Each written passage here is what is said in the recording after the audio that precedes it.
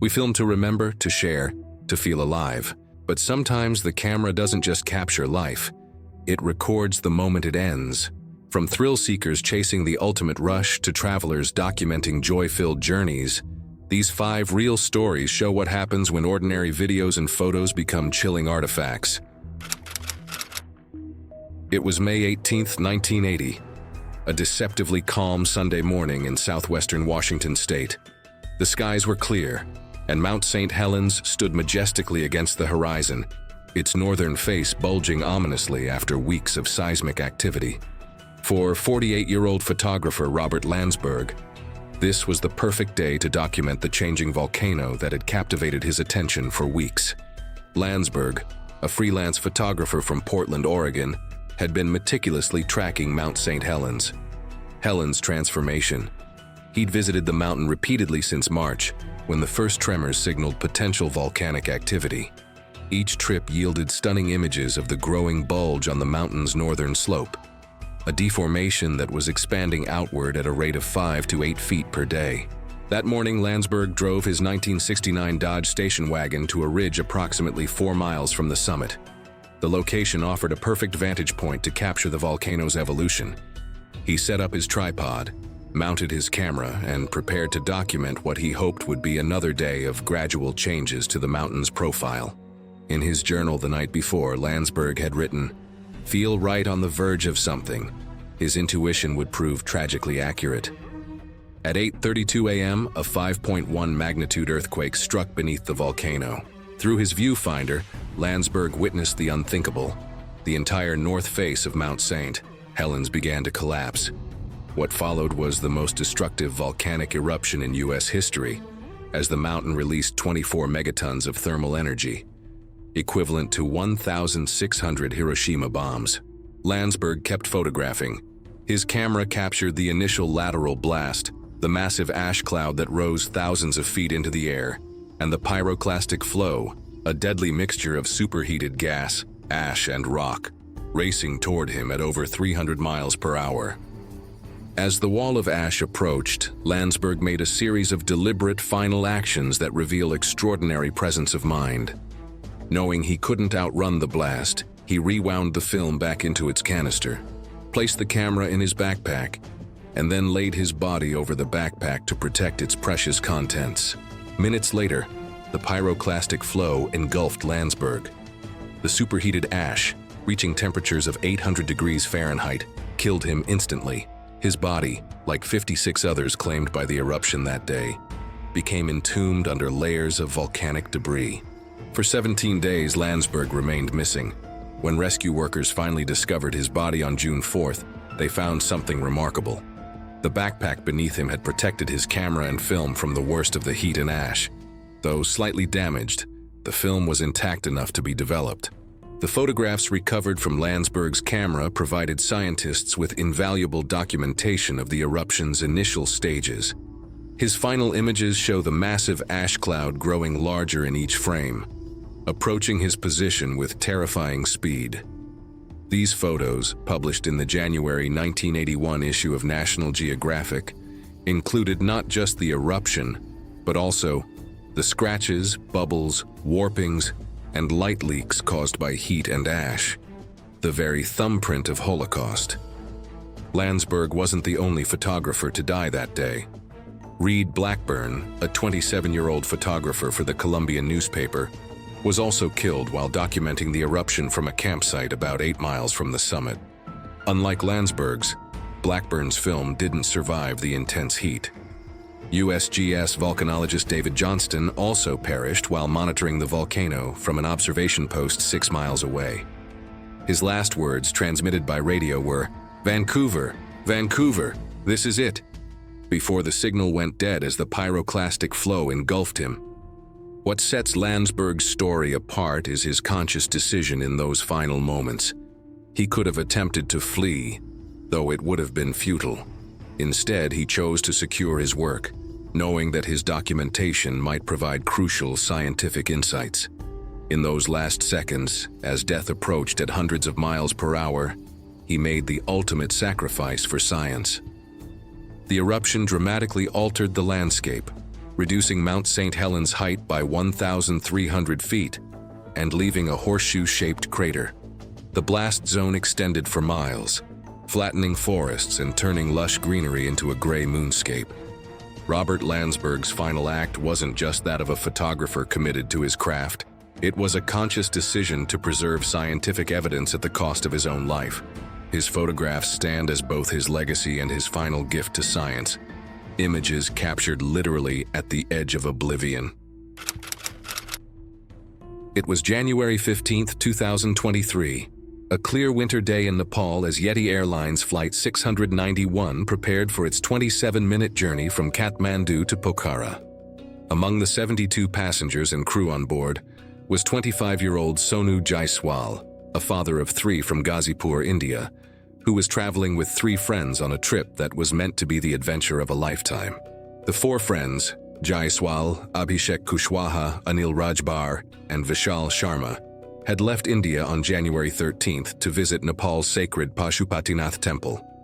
Jaiswal, a small liquor store owner, had gone to pray for a son, as he already had 3 daughters. After their spiritual pilgrimage, the group headed to Pokhara for sightseeing and paragliding in the shadow of the majestic Annapurna mountain range. As Flight 691 approached Pokhara International Airport, Jaiswal did what millions of travelers do every day.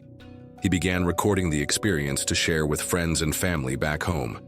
He started a Facebook live stream capturing the ATR 72-500 aircraft's descent through his window seat. The 90-second video began innocuously enough. Through the window, viewers could see buildings and green fields as the plane approached the runway. The atmosphere inside the cabin was relaxed. Passengers were chatting and laughing, completely unaware of the horror that would unfold in mere seconds. Jaiswal turned the camera toward himself, smiling in his yellow sweater, then panned to show his fellow passengers. There were no warning signs, no announcements from the cockpit, nothing to indicate that anything was amiss. The plane appeared to be making a routine landing approach. Then, without warning, the aircraft suddenly veered sharply to the left. The camera briefly captured the panicked cries of passengers as they realized something was terribly wrong. Within seconds, the footage became chaotic, the phone shaking violently as the plane lost control. The video recorded the bone-chilling sound of an engine screeching, followed by the sight of flames engulfing the frame, and then nothing. Flight 691 crashed into a gorge near the newly opened Pokhara International Airport, killing all 72 people on board. It was Nepal's deadliest aviation disaster in 30 years.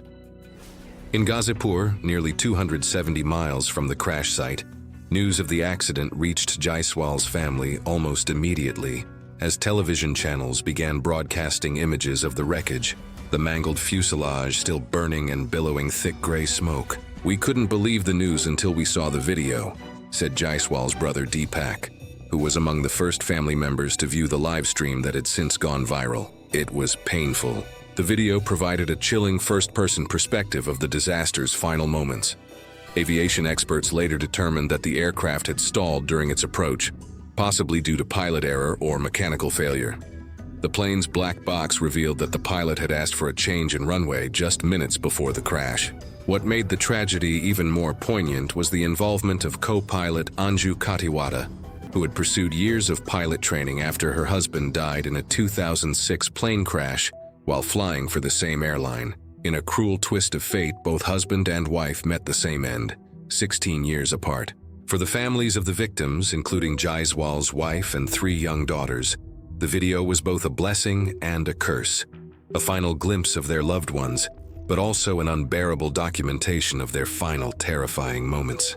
Jaiswal's father traveled to Kathmandu to identify and retrieve his son's body. "He was not just my brother," Deepak Jaiswal said. "I have lost a friend in him." The tragedy of Sonu Jaiswal highlights the fragility of life and how quickly ordinary moments can turn catastrophic. His live stream, intended to share joy with loved ones, instead became a grim historical document, one of the few instances where the final moments before a plane crash were captured from inside the doomed aircraft. It was October 1st, 1995, a crisp autumn day at Niagara Falls where thousands of tourists gathered to witness the breathtaking cascade of water thundering down the 167-foot drop. Among the crowd stood 39-year-old Robert Overacker, a stunt school graduate from Camarillo, California, whose heart raced with anticipation. After 7 years of planning, today would be the day he'd attempt something extraordinary. Jet skiing over the edge of Horseshoe Falls with a rocket-propelled parachute strapped to his back. This wasn't just about thrill-seeking. Overacker had a message. The jet ski he'd ride bore a sign reading, "Save the Homeless," a cause he genuinely cared about. His brother Michael Zurich and friend Christopher Yeoman stood ready with cameras to document what they believed would be a spectacular success. Footage that would draw attention to the plight of those living on the streets. What the onlookers didn't know was that they were about to witness a man's final moments on Earth. At 12:35 p.m., Overacker entered the Niagara River near the Canadian Niagara Power Plant. The jet ski's engine roared as he accelerated toward the massive waterfall, navigating the rapids with surprising skill. His confidence was evident. He'd prepared for this moment for years, twice before traveling to the falls, only to be talked out of the stunt by concerned friends. As he approached the brink, tourists raised their cameras. German visitor Manfred Baldus captured the fateful moment on video. Overacker speeding towards certain danger, determination written across his face. The jet ski reached the edge and Overacker let go, raising his arms triumphantly as he began the plunge. This was the moment when his rocket-propelled parachute was supposed to deploy, carrying him safely to the churning waters below. But something went terribly wrong. The parachute failed to open. Some reports later suggested it wasn't properly attached to his body, a fatal oversight in equipment preparation. For 5.6 seconds, Overacker fell through the air, perhaps realizing in those final moments that his safety system had failed him. He struck the water at the base of the falls with devastating force. As Parks Police Dispatcher Tom Dettenbeck would later explain, "When you're hitting water, it's like hitting cement at that height." Initially, some witnesses thought they saw Overacker swimming in the turbulent waters below. This gave momentary hope that he might have somehow survived. In reality, what they observed was likely his body being violently tossed by the powerful rapids, a cruel illusion of life, where there was none. Staff from the Maid of the Mist tour boat recovered Overacker's body from the water. Despite desperate attempts to revive him, he was pronounced dead at Niagara General Hospital an hour after his plunge. Overacker became the 15th person since 1901 to intentionally go over Niagara Falls in or on a device, and the 5th to die in the attempt. He left behind his wife, Lori, and a community shocked by his passing. The tragedy of Robert Overacker serves as a grim reminder of how quickly adventure can turn to disaster. His death wasn't the last at the falls. 6 more people have intentionally gone over since 1995, with 2 losing their lives. Perhaps the most haunting aspect of Overacker's story is the footage that captured his final moments. Arms raised in what looked like triumph, unaware that he was seconds away from eternity, all in pursuit of a stunt that was meant to help others but instead left his loved ones in mourning. Pavel Kashin. It was July 2013 in St. Petersburg, Russia, a warm summer day when the city's rooftops beckoned to those who dared to dance along their edges. For 24-year-old Pavel Kashin, the urban skyline wasn't just a backdrop, it was his canvas. A renowned parkour artist and freerunner, Pavel had built a reputation as one of Russia's most skilled practitioners of the dangerous art form, regularly performing death-defying stunts that left spectators in awe. On this fateful day, Pavel stood atop a 16-story residential building. The city sprawled beneath him like a living map. The ledge beneath his feet was barely 3 feet wide, a narrow concrete strip separating safety from a 200-foot drop to the unforgiving pavement below. For most, this precarious perch would trigger paralyzing fear. For Pavel, it was just another stage. A friend stood nearby, camera ready to capture what Pavel intended to be his most impressive stunt yet. A backflip performed on the building's edge. It was the kind of heart-stopping move that had earned him thousands of followers online, where videos of his gravity-defying feats regularly went viral. Pavel had performed similar stunts countless times before. His body knew the precise mechanics, the explosive jump, the tucked rotation, the calculated landing. Each movement had to be perfect. The margin for error was literally non-existent. One slight miscalculation meant death. As he prepared for the jump, Pavel likely felt the familiar rush of adrenaline, the heightened awareness that comes when your life hangs in the balance. He took a deep breath, centered himself, and launched into the air. His body rotated perfectly, completing the full backflip as planned. Then came the landing. Pavel's feet touched the ledge, seemingly secure. For a split second, it appeared he had nailed the stunt. But something went wrong. Perhaps his foot placement was slightly off. Or maybe the concrete surface was more slippery than anticipated. Whatever the cause, Pavel lost his balance. The camera captured his final moment of stability, arms outstretched, body poised on the edge of the abyss. It's an image that would later circulate worldwide, as a chilling reminder of how quickly life can end. Unable to regain his footing, Pavel plummeted backward, falling the equivalent of a 16-story building. The 200-foot drop took approximately 4 seconds, enough time perhaps for Pavel to comprehend the finality of his mistake. When emergency services arrived, there was nothing to be done. Pavel Kashin was pronounced dead at the scene, his body broken by the impact with the ground below. News of Pavel's death spread rapidly through the parkour community, sending shockwaves across social media platforms where he had once been celebrated. Fellow freerunners mourned the loss of someone they considered among the best in the world, a pioneer who constantly pushed the boundaries of what was possible. In a surprising move, Pavel's parents consented to the circulation of the photograph showing their son's final moments. They hoped the image might serve as a warning to others about the real dangers of extreme parkour, particularly the practice known as rooftoping, where practitioners perform stunts on the edges of tall buildings without safety equipment. Pavel's death wasn't the first tragedy in the parkour community. A year earlier, a 24-year-old Russian woman had fallen 17 stories to her death during her first parkour lesson in the same city. But Pavel's prominence made his death particularly impactful. The photograph of Pavel Kashin's final backflip stands as a haunting reminder of how thin the line between triumph and tragedy can be. In that frozen moment, body perfectly balanced, the abyss waiting below, we see both the breathtaking skill and the fatal risk that defined his short life. For those who continue to practice parkour, Pavel's story serves as a sobering reminder that even the most skilled practitioners are never immune to gravity's unforgiving pull. It was September 2nd, 2023, a bright, clear day in San Pedro, Mexico, where a joyous celebration was about to turn into a nightmare. Luis Angel N., a 32-year-old pilot, prepared for what should have been a routine flight, a gender reveal stunt for an expectant couple.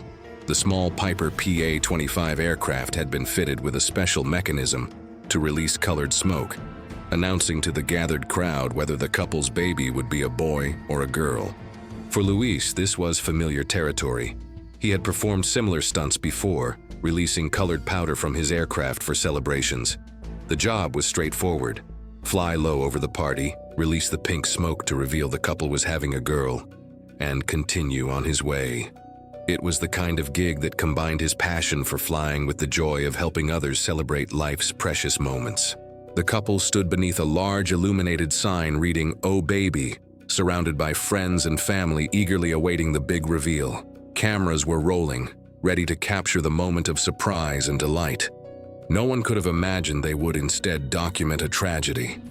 As Luis approached the gathering in his single-engine crop duster, everything initially went according to plan. The aircraft descended to approximately 200 feet above the ground, low enough for the dramatic effect, but still within safe operating parameters. The pink smoke began to trail behind the plane, eliciting cheers from the crowd below. Simultaneously, confetti cannons on the ground exploded with pink paper, confirming the news. A baby girl was on the way. The couple embraced, their faces beaming with joy, completely unaware of what was happening in the sky above them. Just seconds after releasing the colored smoke, as Luis attempted to bank the aircraft away from the celebration, disaster struck. The left wing of the Piper PA-25 suddenly failed.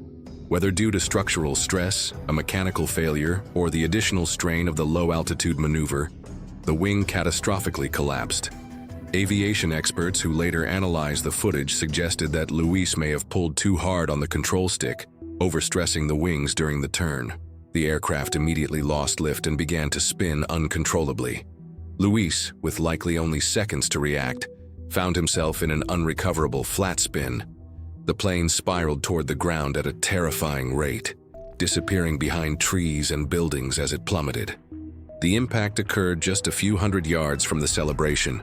The sound of the crash was drowned out by the music and cheering, a cruel juxtaposition of joy and tragedy occurring simultaneously.